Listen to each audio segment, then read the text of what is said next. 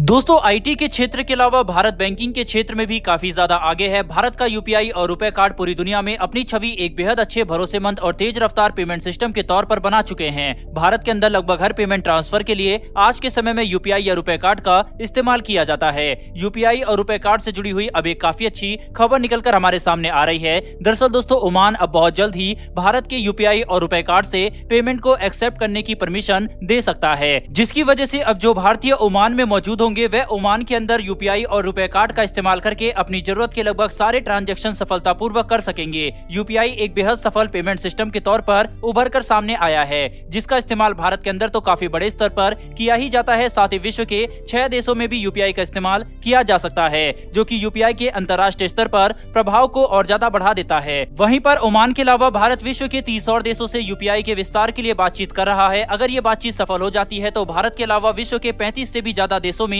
UPI accept किया जाएगा, जिससे यूपीआई का अंतर्राष्ट्रीय प्रभाव और सेवा का दायरा बेहद ही ज्यादा बड़ा हो जाएगा।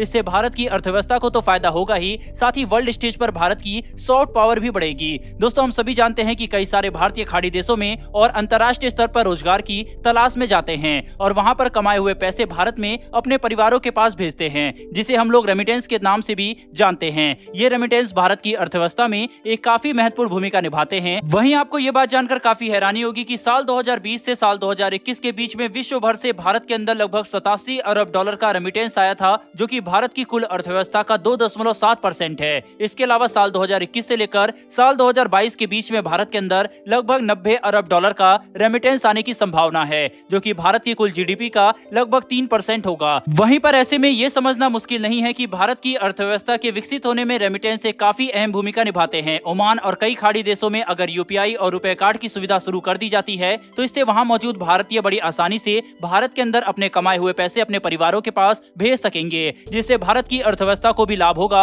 और बाहर रहने वाले भारतीयों के लिए भी पैसा भेजना काफी आसान काम हो जाएगा। दोस्तों रूस पर लगे स्विफ्ट बैन के बाद दुनिया भर के कई देश अब बुरी तरह से घबरा चुके हैं कि कहीं अगर अमेरिका और पश्चिमी देशों ने एक तरफा फैसला लेते हुए उन्हें भी स्विफ्ट पेमेंट मैकेनिज्म से बाहर कर दिया तो उनकी अर्थव्यवस्था तबाह हो जाएगी। साथ ही हर देश के पास रूस की तरह तेल के बड़े भंडार नहीं होते जिसकी मदद से वे अपनी अर्थव्यवस्था को संभाल सके। ऐसे में इंटरनेशनल पेमेंट सिस्टम जैसी चीजों में आत्मनिर्भरता हासिल करना काफी ज्यादा जरूरी है। वहीं अब भारत का यूपीआई स्विफ्ट का एक परफेक्ट अल्टरनेटिव तो नहीं है, लेकिन कहीं ना कहीं ये काफी सारी परेशानियों को सुलझा सकता है। जिस तरह से दुनिया भर के देश भारत के यूपीआई में अपनी रुचि दिखा रहे हैं, इससे ये अंदाजा लगाना ज्यादा मुश्किल नहीं है कि भविष्य में भारत का यूपीआई केवल 30 या 40 देश में नहीं बल्कि विश्व के अधिकतर देशों में इस्तेमाल किया जाएगा और इससे भारत को भी काफी ज्यादा फायदा होने वाला है, क्योंकि ये सिस्टम काफी ज्यादा सरल और आसान है। साथ ही इसमें किसी भी तरह का पेमेंट डिडक्शन नहीं होता। बहरहाल दोस्तों बढ़ते हैं हमारी दूसरी खबर की तरफ। तो दोस्तों अदानी ग्रीन एनर्जी लिमिटेड ने राजस्थान के जैसलमेर में विश्व का सबसे बड़ा 600 मेगावाट की क्षमता वाला wind solar hybrid power plant की स्थापना सफलतापूर्वक कर दी है और ये लगभग पूरी तरह से ऑपरेशनल भी हो चुका है।